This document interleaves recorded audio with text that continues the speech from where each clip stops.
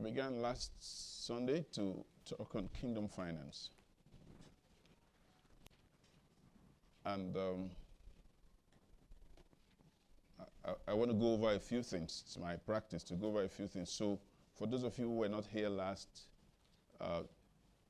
Sunday, you'll be able to be on track while we travel. So I shared the importance of financial education as a relevant education. We've come to the time where we must take the responsibility for our education, because the institutions that we rely upon for education, particularly, they have other agendas. And so our focus is on financial education. My calling is the ministry, but I teach. And if somebody asks you, what does Pastor Neil teach? Tell them I teach the 5 priorities. You would see me teach on the kingdom as a spiritual priority. You will see me teach on purpose as your work priority. You must work purposefully. You will see me teach on leadership as the relationship priority. And I'll teach on finances. I will emphasize well-being as a physical priority, but I'll teach on finances. I don't spend my time teaching on well-being. So if you sit around me, you're going to hear subjects of purpose, leadership, kingdom, and finances. Is that okay? Because I believe that the church first must be a temple of worship, but it must also be a school for life. Yes, it's a family for us to be part of, and a hospital for the healing of your physical body, but it also has to be an organization that is profitable. Are you hearing me? So our series for the year, the first, we have a relationship series, which is our love, relationship, and marriage, and then we have a purpose series, and here is our kingdom finance series, a kingdom series, depending on what subject that we put in it. So we are well organized. So if you stay in this church, you'll be making up for your life education, because it's my commitment to teach what is relevant. I'm not here to impress you with how deep I am. Praise God. So our focus is on kingdom finance. And last meeting, I talked to you about the truth as the function for freedom. If you know the truth, it shall set you free or make you free. And here we're pursuing the truth about our finances. And I said, you need financial education. And financial education has 3 parts. It has financial intelligence as one part of financial education. And then it has financial what? Planning as the second part of financial education. And then it has financial discipline. And so last Sunday I focused on financial intelligence, what you need to know on how to make money, how to manage money, how to multiply money, and how to protect the money that you made. And I said that to understand financial intelligence, you would have to understand financial statement. And so we will still be learning from the financial statement today, but I will push a little further for us to look at at the money quadrant to understand financial planning. So today our focus is on financial plan. A plan is a means to achieve reality or a goal or a desire. If you're going to build a house, you must start with a plan. If you're going to organize a party, you must start with a plan.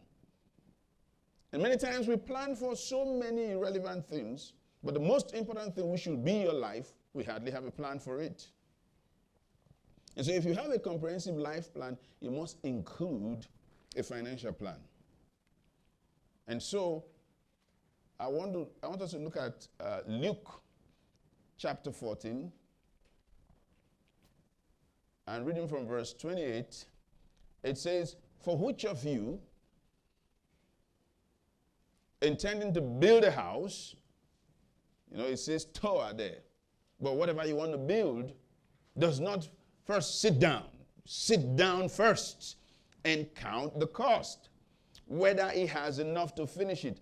Lest after he has laid the foundation and is not able to finish, all who see it begin to mock him, saying, this man began to build and was not able to finish. You're not going to be a ridicule. So he says, if you want to build anything, the first thing you must do is to sit down. So the key words are, number one, you must sit down first. You must get away from all your hustle and everything. Sit down.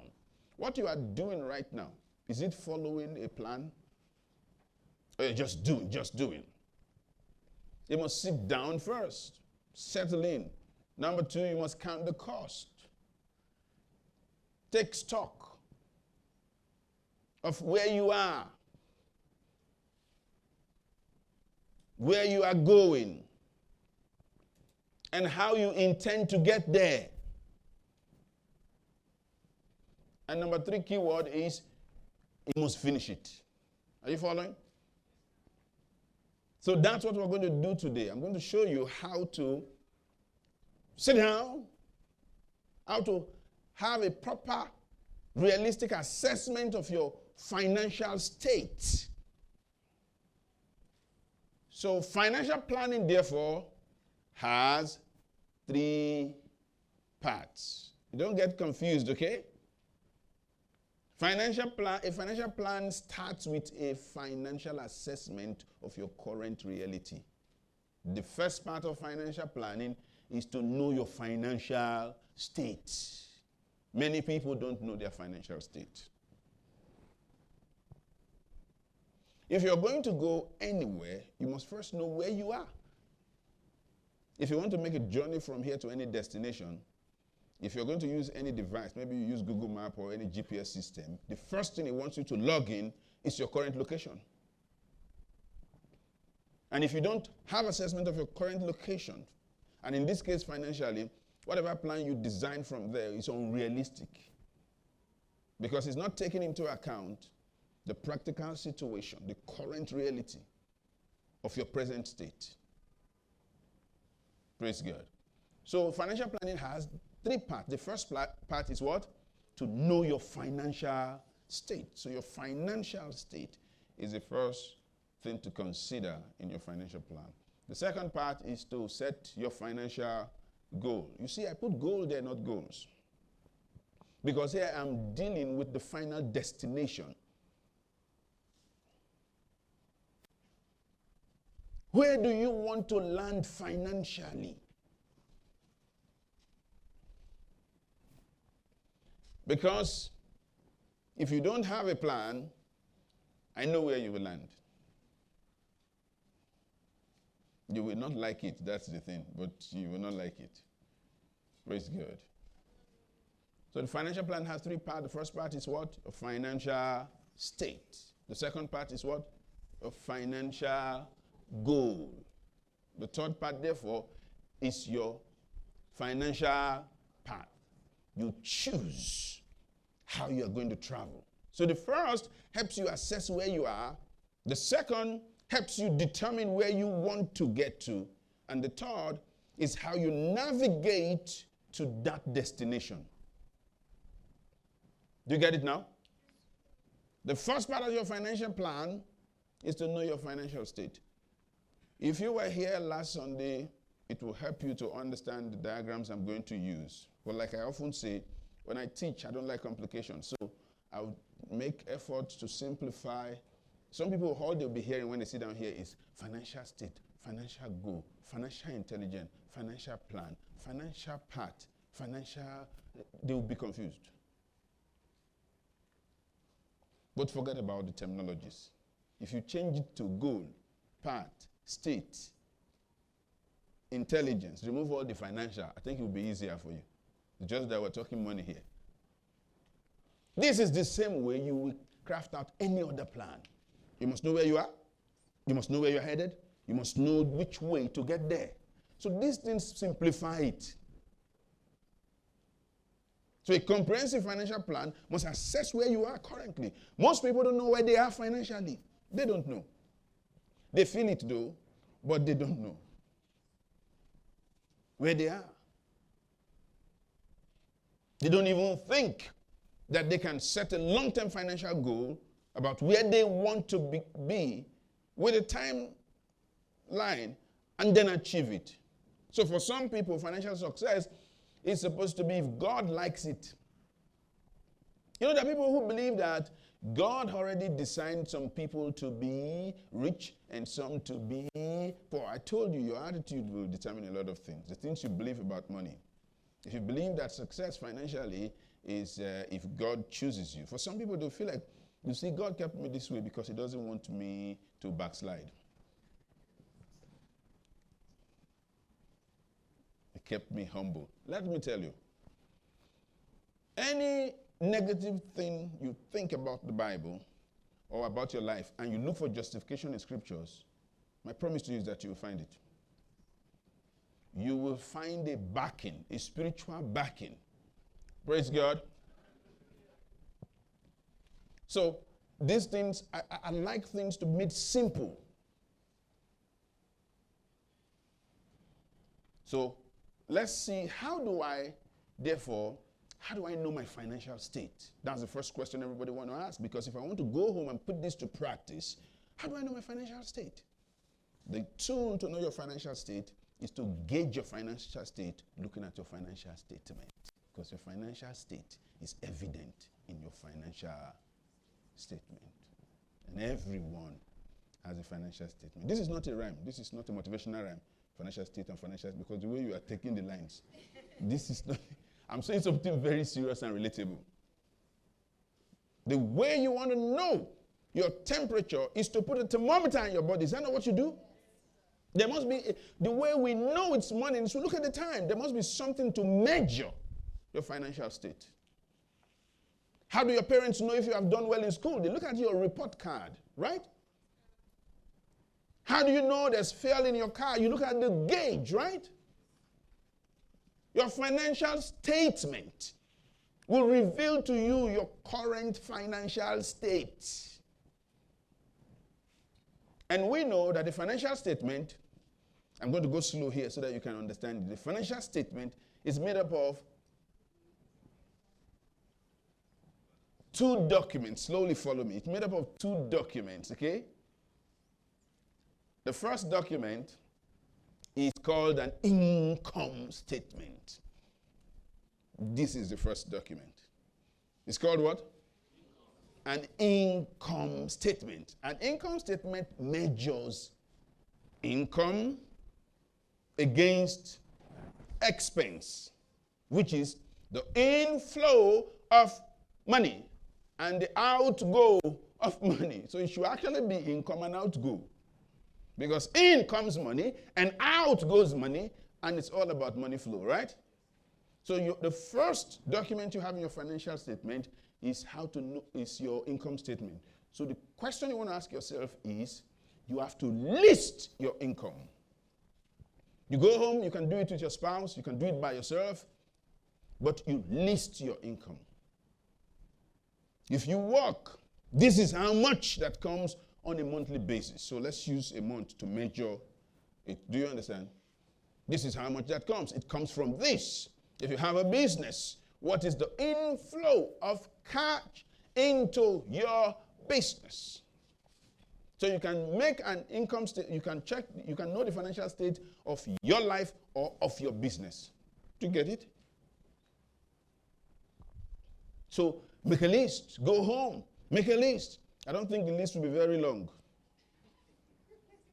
It's not supposed to be. Otherwise, you will not be sitting here. Are you following?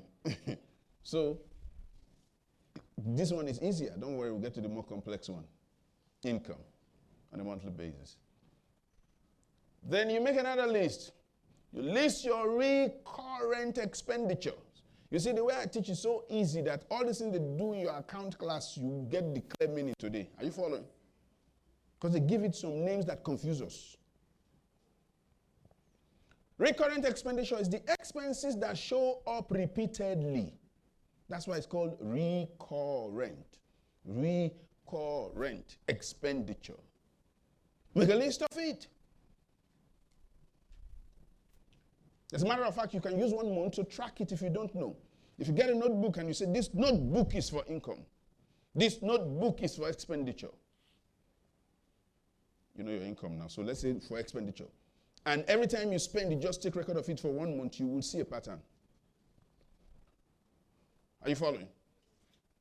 You just become your own accountant for 1 month. Each day you enter, you log in the things you spend money on. Don't check whether they are right or wrong first, because that's the way you used to live. So just live first. If you're got to, you do it. Just then record it. Okay? So it's just right. Just bought 2 bobo before I realized I didn't need it. Just write first. Okay. So you have a list of your recurrent expenditure. Then there's another document called a balance sheet. It's called a balance sheet because it has 2 columns that balances assets against liability. The first document balances income against expenditures or expenses, however you want to call it, the same thing.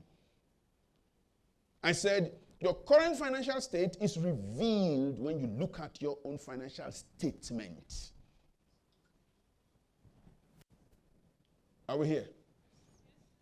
So when you look at your balance sheet, what are assets? Assets are the things that bring money into your coffers. They are assets.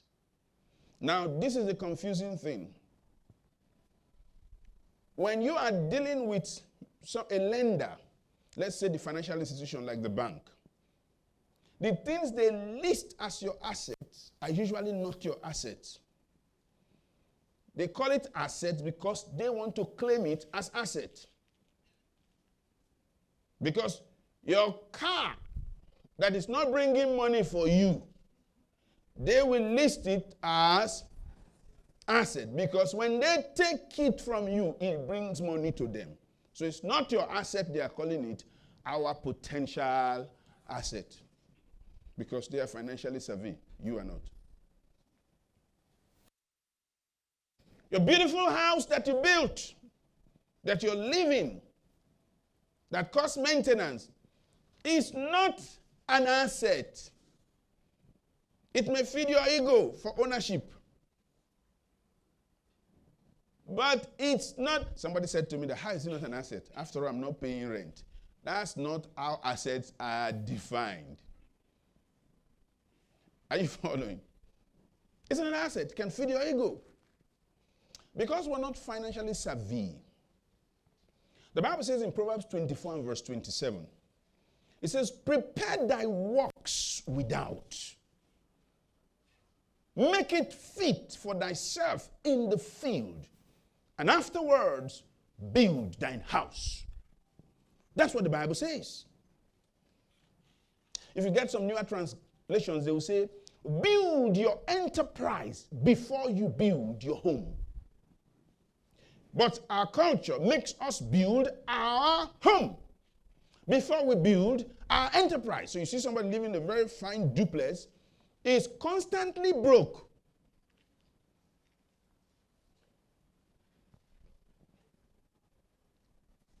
And he's looking for capital. You say he has a great business. When his capital is in bricks and mortars.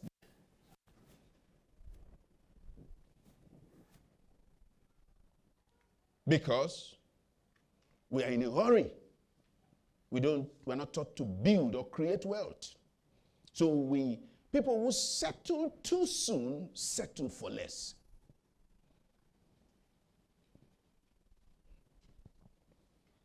And usually, you don't even have enough funds to build a house that represents your dream house.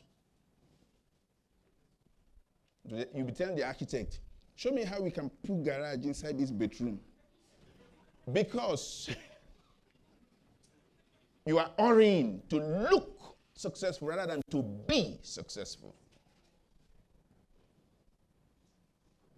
So typically when he says prepare thy work without, make it fit for thyself in the field, and afterwards build your house, he's saying first, train the cow before you milk it. The enterprise will constantly produce. So he's saying build assets first before liabilities. That's what he's saying. Because he expects your cash flow to come from your assets, not from your labor. That's why he says, cease from your own wisdom. Labor not to be rich. So in measuring assets against liability, you look at your assets. There are 4 classes of tangible assets. And there are 4 classes of intangible assets. So you ask, the way we are studying our current financial state, right? So you list your income, you list your recurrent expenditures, then you look at it, you ask yourself, do I have functional businesses? If you have, put the names there. If it's still a dream, don't write it. Because we're measuring your current state. Don't worry, we'll measure what you want to do when we're determining where you want to go. Okay?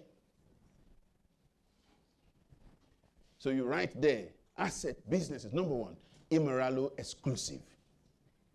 Because it's not a dream. It is there. Ovis, massage, self-con, limit. It's not a dream. It's there. It's an asset. And it's a business. Do you understand? The next asset class is real estate. You ask yourself, what are the landed assets that you have? I think that's pretty easy. The next class of assets are paper assets. Do you have stock certificates, which is shares? Do you have bonds, treasury bills?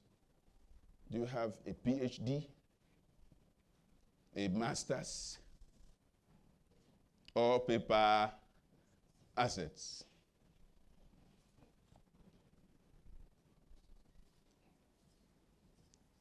They're surprised. An asset is anything that brings money to you. The woman was asked, what assets do you have? She said, my husband. So we're not talking about inanimate objects. Say, but he gives me money. It's my asset. If you said definition of asset is whatever brings money. My husband brings money. It's an asset. Maybe we should list it there.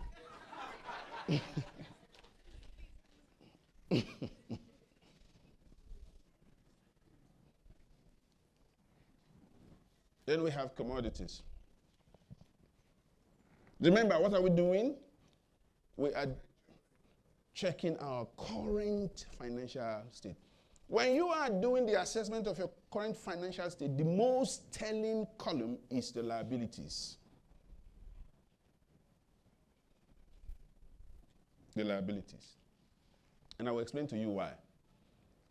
So when we go to the column of your liability, these are the things costing you money. The things costing you money.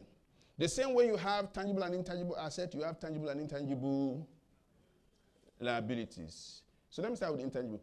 What is your core financial insecurity? It's a liability. You know, when I shared with you financial intelligence the other day, I said you have to become an asset. If you have to become an asset, it means that you have to move from the liability column. Is that not? Your current financial state will show you maybe an attitude you have that is a potential liability. Your fear of not wanting to take risk is a liability, is it not? It's costing you opportunities, is it not?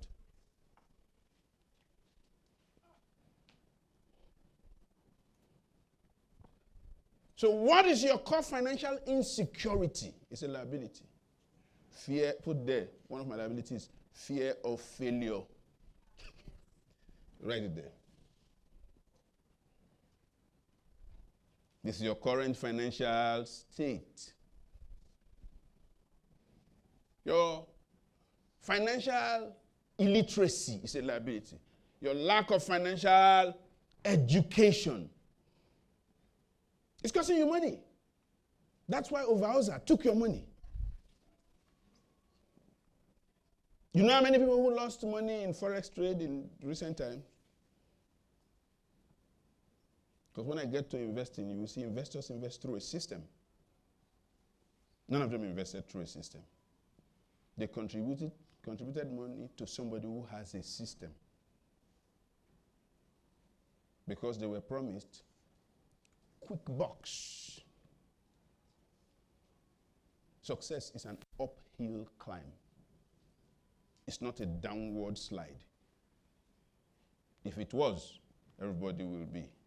You know, when you go to children park, climbing up to that thing is difficult. But when you want to slide down, that's the way failure feels. It's easy to fail. It's harder to succeed.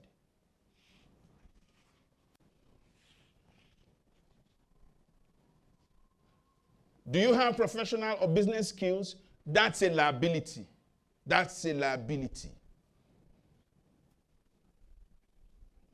Your lack of professional or business skill is a liability.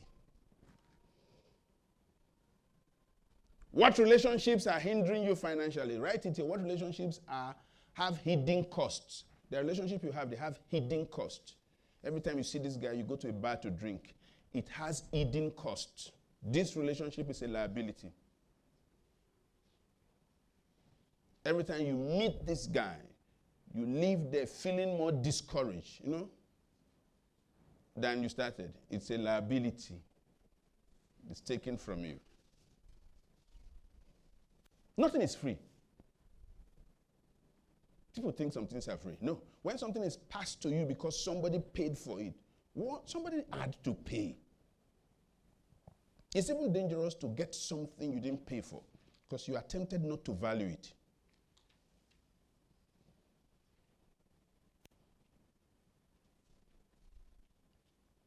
If you don't know the cost, you will not be alert to protect it from destruction.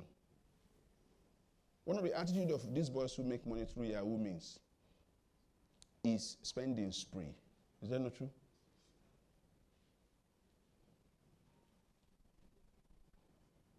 Because they didn't grow into that capacity of fund. They took it from someone. So they were just showing a party with iPhone Pro Max 10 to dash people. They wear their trousers here, shorts. They have this attitude of who gives many of you know 50 Cent. He was on the news recently. Was trolling his own son. 26-year-old boy arguing that they are not sending child support. 26. If you are 25 years old and you are in your parents' house, know that you are squatting.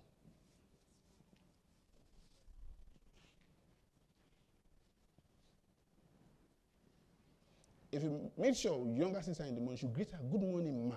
It's their house. It's not your own.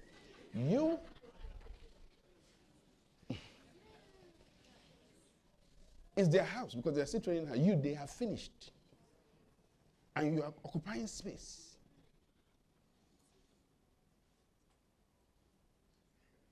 Fetch water.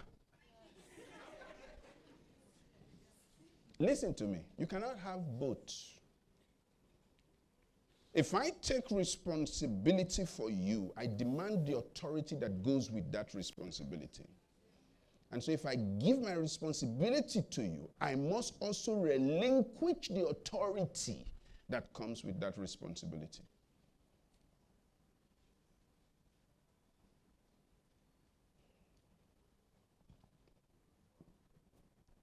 To grow, we grow in life from dependence to independence. From independence to interdependence. The way you leave a stage is to give up the privileges of that stage. If you want to transition from dependence to independence, you must give up the privileges of dependence. You can't claim the rights of independence. Wait. If your wife pays the bill, go to the kitchen. Listen, company. Listen to me. Now, this is not feministic. I'm telling you the truth. It's partnership. It means you are appreciative. Okay, so you expect her to go and work and come back. Then start another work. Shame on you. They should scrape your beers.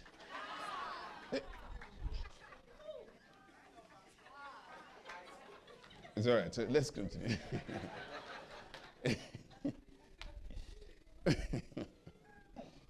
So, this is how to know your current financial state. Now, these are intangible liabilities. They are tangible liabilities. Tangible liabilities, which are, the middle class like to look rich. And to look rich, they spend more money on liabilities than assets.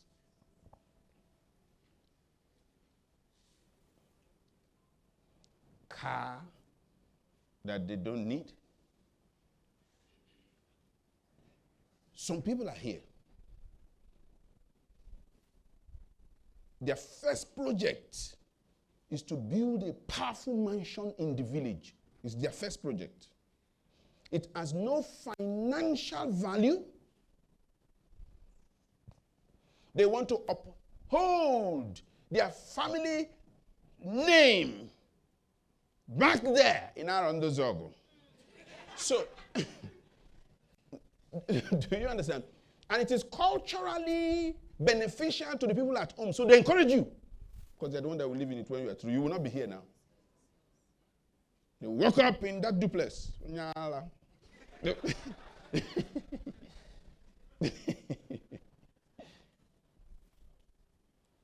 If you look at some parents, they got to the point they'll tell you that if I had known, I would have built my first house in the city. They'll tell you that. What they're saying is that if I had known, I would have started with an asset than a liability. Some houses are difficult to sell because you built it too much to your tastes and now you are living. And you'll be looking for somebody who will value it that much. You build a palatial house. Don't worry. Your job has transferred you to Abuja. And you know you're not going to come back to worry again. Now, you'll be looking for who will value you that much. Nobody has your dream.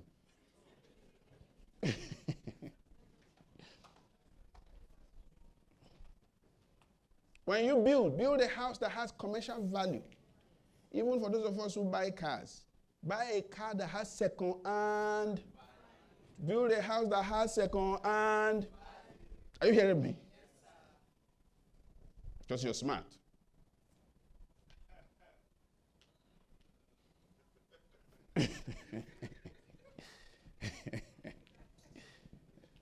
This is financial intelligence.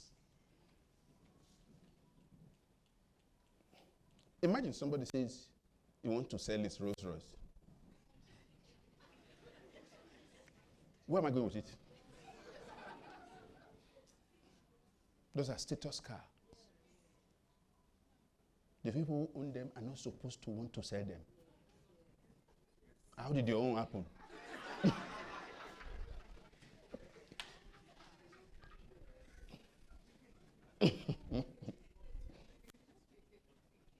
Have money sense. So, check your tangible liabilities. What relationship? We have talked about the intangible liabilities, okay? What habits are costing you money? What relationships are costing you money? What ignorance is costing you money? What lack of skill is costing you money? Then look at tangible liabilities. Remember, education is progressive. The most important educator of a child is the parents. Some of you, you should scale down where your children are going to school because the purpose is not for education.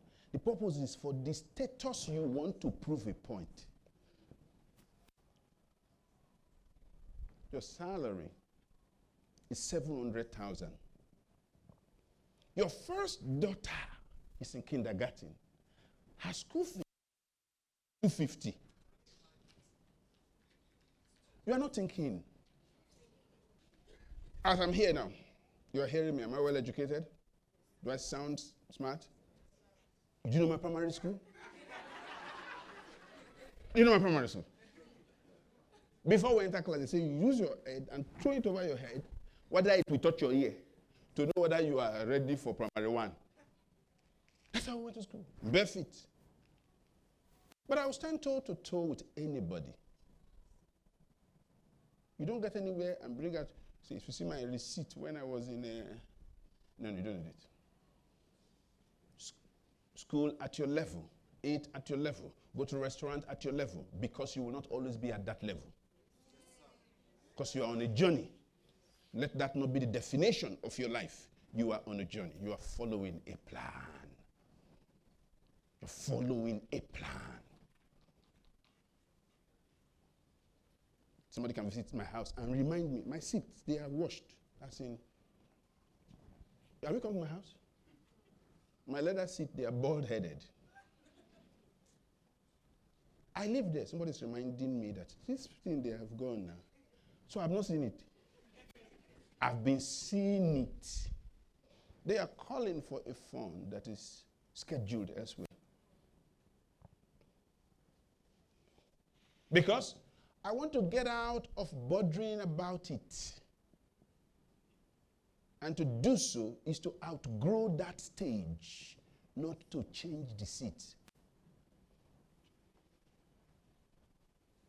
It's a journey, okay? So you know other financial liabilities that are tangible because of my time. How to set financial goal. So we said the financial plan has three parts. The first is to determine your financial state. The second is to set your financial goal. And the third is to choose your financial part. So your financial goal, I'm not talking about your short or mid-term goals. I want to make 10,000 naira in 3 months. I want to make 20,000. That's not what I'm talking about. I'm dealing with a destination goal. There are three motivations. Do you want to be rich? Is that the end game for you? Or do you want to be comfortable? Is that the end game for you? Or do you want to be secure? These are the only three end games before you determine what your financial goal will be. Are you following me? If you study some people's financial habit, you will know that their focus is to be comfortable. If you study certain people's financial attitude, you will know that their focus is to be secure. So, these are the end games. What is your strategy leading to? Is it to bring you to a place of financial wealth? Or is it to make you comfortable? I said something last meeting. I said, those who have the attitude of financial security cannot commit to a long-term plan. So this is another document you will need to understand. It's called the money quadrant. The money quadrant. When I taught financial intelligence last week, I told you that there are 4 ways to make money. The first way is to trade time for money. That's the first quadrant. The people who do so are employees. Employees trade time for money. The second is those who trade special skill or skills and knowledge for money. Are the self-employed. The people who trade special skill and knowledge for money are the self-employed. The third quadrant are those who trade people through system for money. These people are the business owners. And the last there in the quadrant is those who trade money through system for money. So when you invested in your Forex, you traded money, but did you trade it through system for money? No. You sent your money to somebody's system. Is that not? So when everything went wrong, there was nobody to hold. Is that not? So this is the money quadrant. Now, the place of the money quadrant in determining your financial goal is to choose which quadrant you want to perfect in. Are you following what I'm saying? That's why I told you that it must be, do you want to be rich? Or do you want to be comfortable? Or do you want to be secure? Say focus. Follow one course until successful. You follow one course until you're successful. There are 4 quadrants in the money quadrant I showed to you, right? So you begin with the end in mind, which means you start where you want to finish. Then I'll show you the stages of growth wherever you choose to start. Is this making sense to you? I hope this is simple and understandable, right? It's the implementation that is the issue, which is financial discipline. The understanding must be simple. You begin with the end in mind, which means, having determined your financial state, you choose your financial quadrant. It does not mean resign your job. It means while on your job, you begin to grow in that quadrant. And I'll show you the 3 stages of growth. For each of the quadrants, there are 3 stages of growth. Are you here? Your financial part will start with your financial education. That's the first phase of growing in your financial part. It will lead to financial experience on that part before it will lead to excessive cash. Excessive cash is made at the top of the pyramid in each quadrant. I'll say that again. Excessive cash is made at the top of the pyramid in each quadrant. So having known your financial state and you have set your financial goal, you look at the quadrant where you are going to operate. And there's one critical factor you must choose.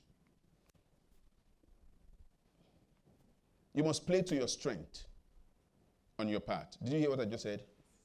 You must play to your strength. I made a statement last week, I'll make it again. I said, on the 2 tracks, the 2 financial tracks, the track where you have to work in person, which is the employee and the self-employed, you have to work in person, is the slow track financially.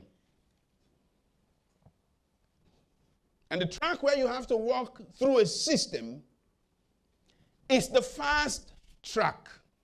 The Bible says, narrow is the way that leads to eternal life. Few there be that find it. Broad is the way that leads to destruction. Many there be that go therein. We have more people in the slow tracks and few people on the fast track. The reason is the cost of entry.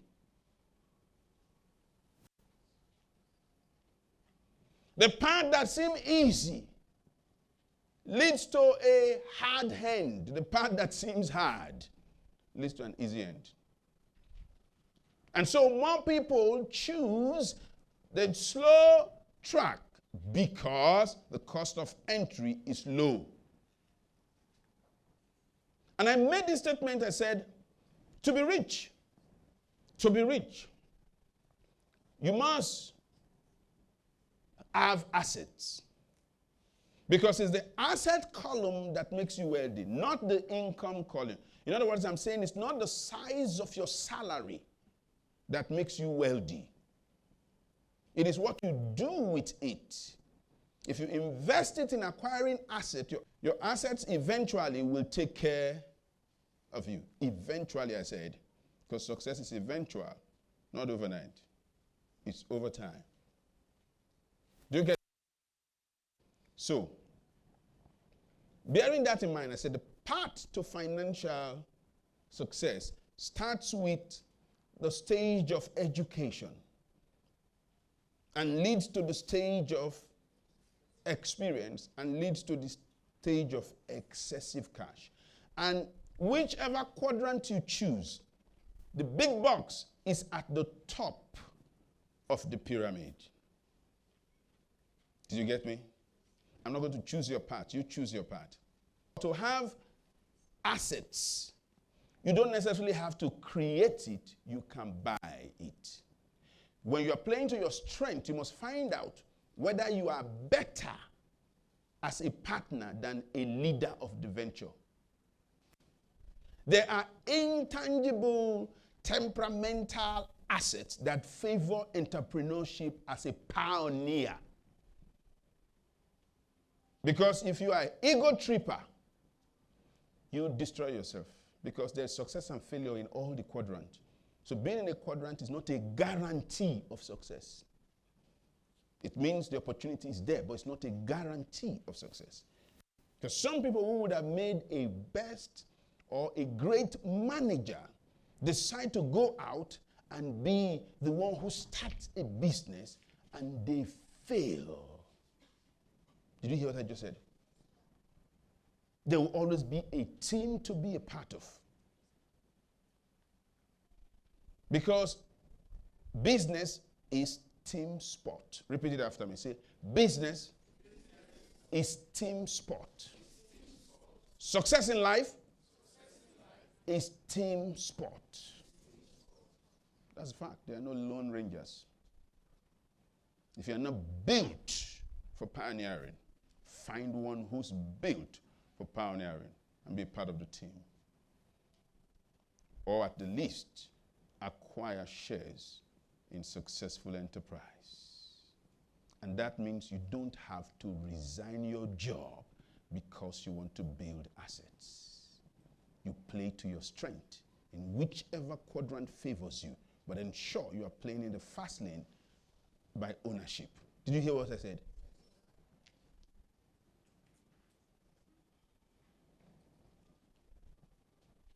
So the path starts with education, leads to experience, and then to excessive cash. So let's look at the path.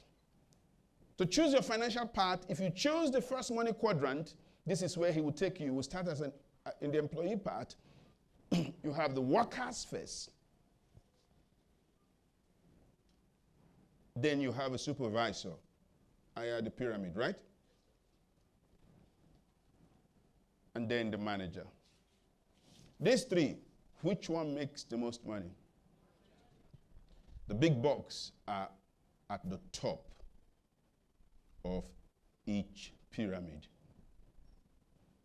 If your part is the employee part, if it favors your strength and whatever, and it fulfills the engagement of your skill and passion, don't jump out of it. Did you hear what I just said? Make a career of it, but make sure you have your foot on the other circle as investments, either as an owner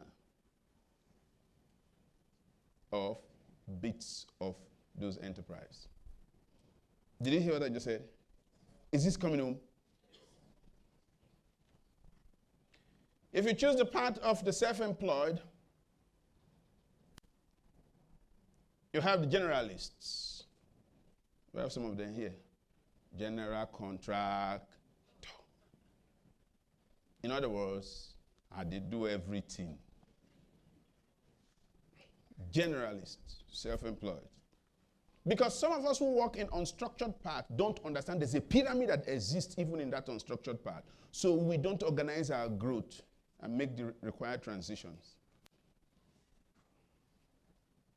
You start as a generalist, you move up to be a specialist. You see, this is another part. It's the part on the self-employed. And finally, to the experts. I said the big bucks are made at the top of the pyramid. Generalists, The specialists don't make as much money as the experts. Let me give you an example. What is my profession? Teaching. A generalist will teach everything. The specialist will find a niche, and an expert will master something in that niche.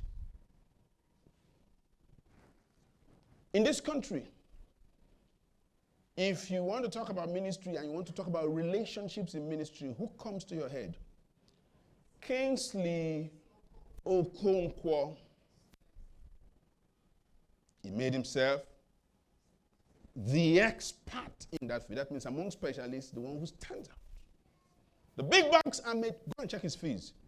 The big bucks are made on top of the pyramid. That's why I say you must follow one course until successful. This jumping here means you don't know where you're going to. Business owners. If this is your primary place in the pyramid, because some people are well suited to grow as employees who jump and go into business because somebody gave them an opportunity. No, check yourself. You are well suited as an employee. Grow up that ladder.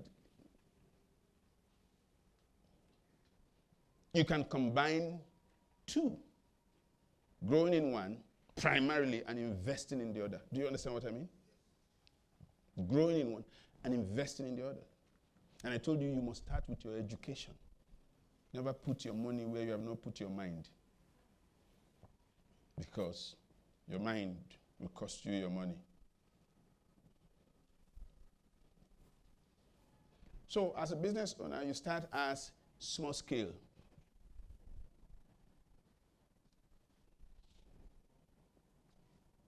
What's the difference between a small scale and a self-employed? You must structure your small business the way it can become a big business, which means you must structure it from the beginning to function without you.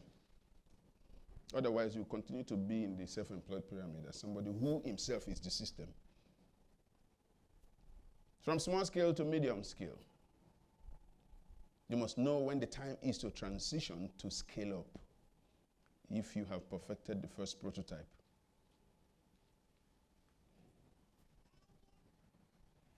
My concern when your faces are like this is, I hope I've not lost you. What's happening is that it's getting in, right? Oh, good. Good, good.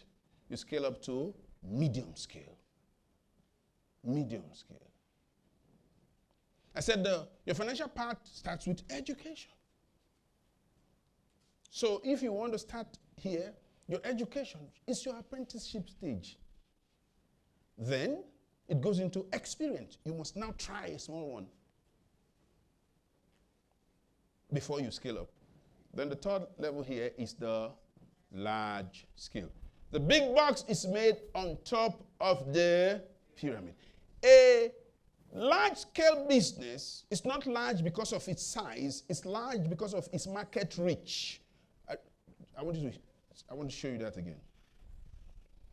A large-scale business is not large because of its size. It's large because of its market reach. Especially now that we have a powerful international distribution system called the internet. Because you can have an office that is this street that is structured as a small-scale business. As a structure. And the last is the investor. Here you will get some financial education. The first part to invest in is education, so you must start as a passive investor, which means this person studies and sends his money. But he studies and sends his money. Because there are many investment opportunities that are given to you that are not investment opportunities, but because you don't have the savvy of an investor, you got into it because it's really a gambling opportunity. You just didn't go to Las Vegas, but you are gambling. Away your cash. the hope that the return will come is the only thing you know about that investing. And a testimonial that two of your friends just got paid. That's the only thing you know. Most people who say they invest in Forex, if you ask them, what is Forex trading? You say, Forex now. I don't know, they worry me. But they have put millions. Never put your money where you have not put your mind. Otherwise, your mind will cost you your money.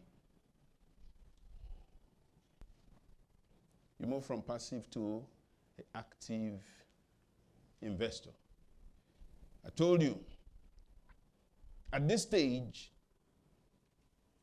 you now participate because you have acquired enough education that you now need experience on that path. You see why I say follow one course until you're successful? Because this is how you ride uphill.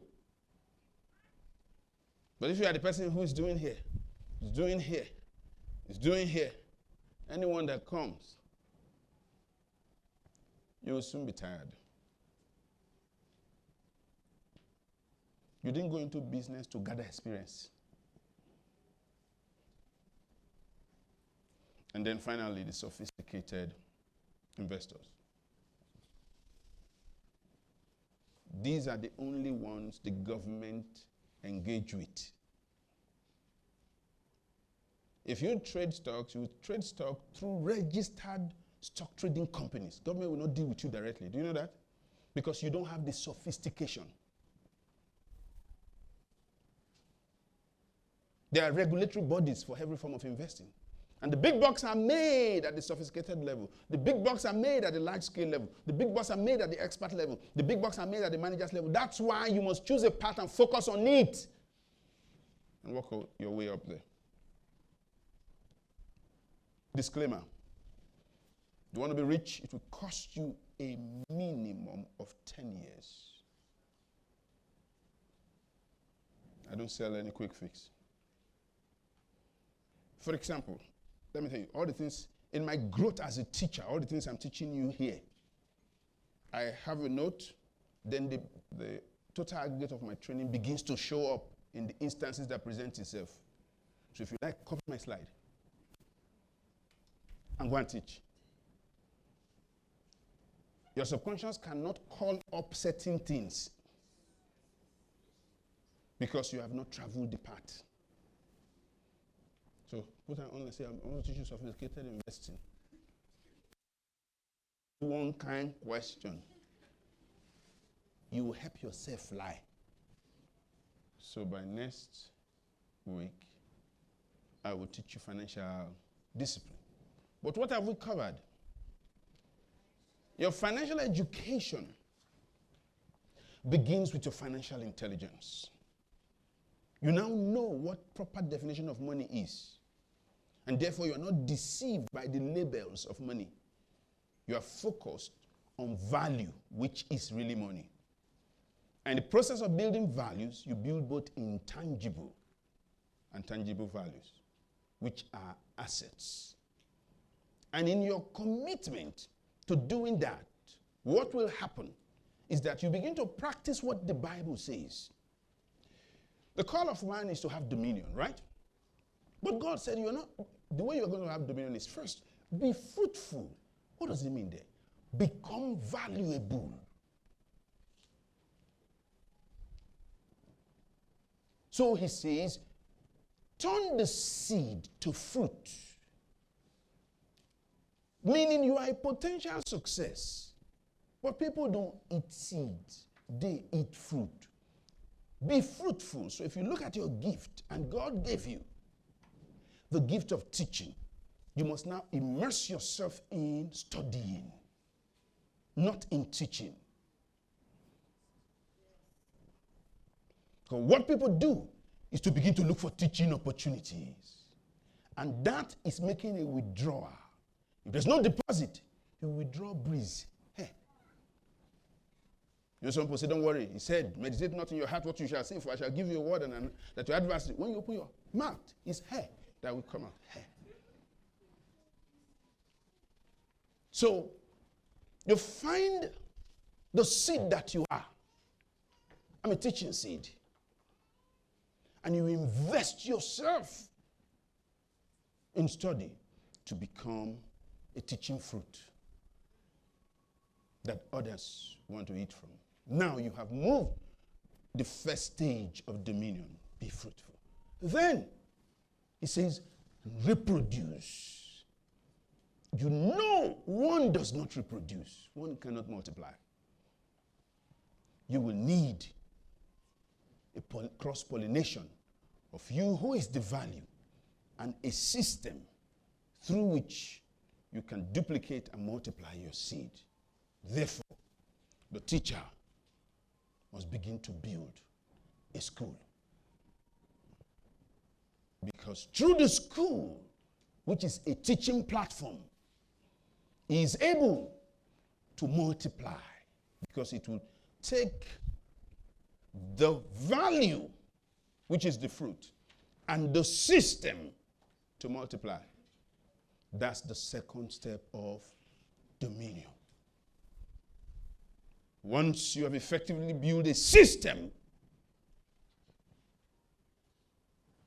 that can multiply your seed, it says replenish, which means extend the result to territories where they are lacking, because to replenish is to fill back what was missing. So you have to scale up the first prototype. To do so, you will need to duplicate your value in other stakeholders who will mind the other systems, which means you stop being a teacher and you become a trainer of teachers. That's how you get to the third step of dominion, which is to replenish. It's at that stage it says now, you subdue.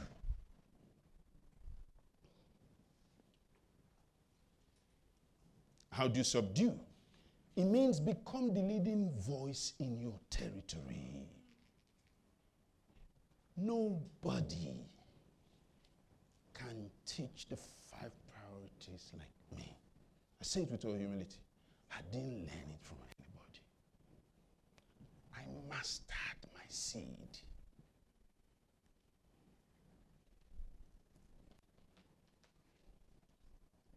So you don't compete, you dominate.